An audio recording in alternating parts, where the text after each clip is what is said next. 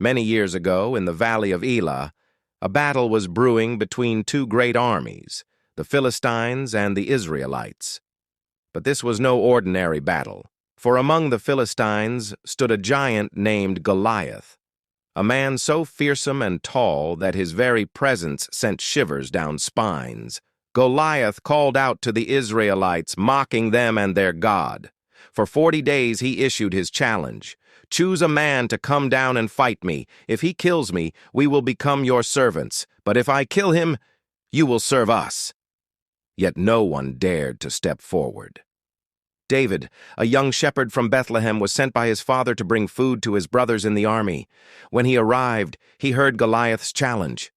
Unlike the others, David's heart burned with anger, not fear.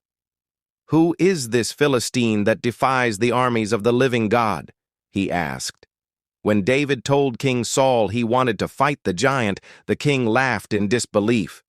"You are but a boy, and he has been a warrior since his youth." But David spoke with confidence.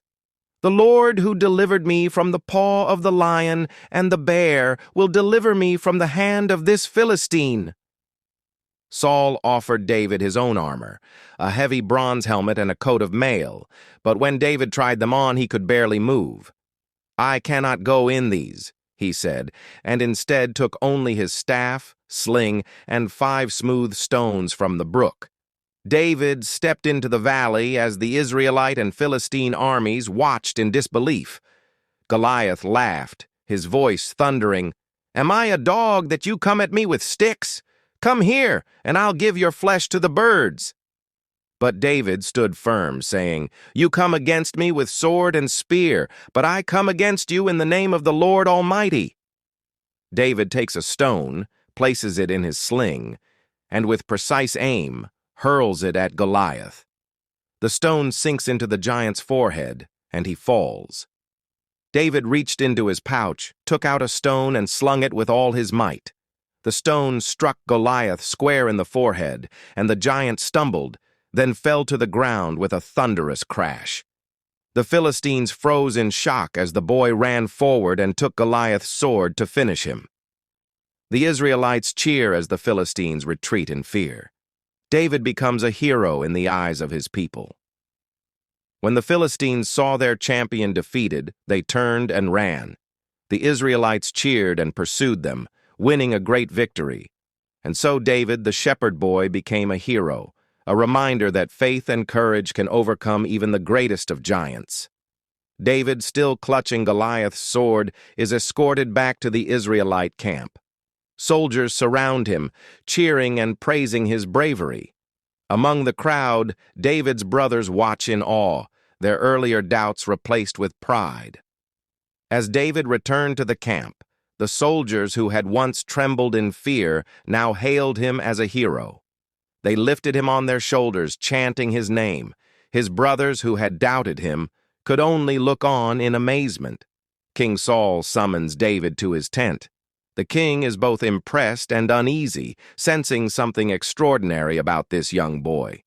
When David stood before Saul again, the king looked at him with admiration, but also with a hint of unease. "Whose son are you, young man?" Saul asked. And David replied, "I am the son of your servant Jesse of Bethlehem." Though Saul praised David, he could not shake the feeling that this boy was destined for greatness, perhaps even to surpass him. News of David's triumph spread throughout Israel. Women danced in the streets, singing, "Saul has slain his thousands, and David his tens of thousands." But while the people celebrated, a seed of jealousy began to grow in Saul's heart. As David's fame grows, Saul becomes increasingly jealous, fearing that David might one day take his throne. The once friendly king begins to view David as a threat. Saul's joy soon turned to jealousy. Though David continued to serve him faithfully, playing the harp to soothe his troubled mind, Saul's heart darkened. He began to plot against the young man who had saved Israel. David, unaware of Saul's growing resentment, continues to rise in prominence. He becomes a skilled warrior and a beloved figure among the people, but his path grows more perilous as Saul's hostility deepens. David's journey was far from over. Though he had defeated Goliath, greater challenges awaited him. He would face betrayal, danger, and exile. Yet through it all, his faith in God remained unshaken. The shepherd boy was destined to become a king. David's victory over Goliath became a story of hope and faith, inspiring generations. His courage showed that strength doesn't come from size or weapons, but from belief and determination.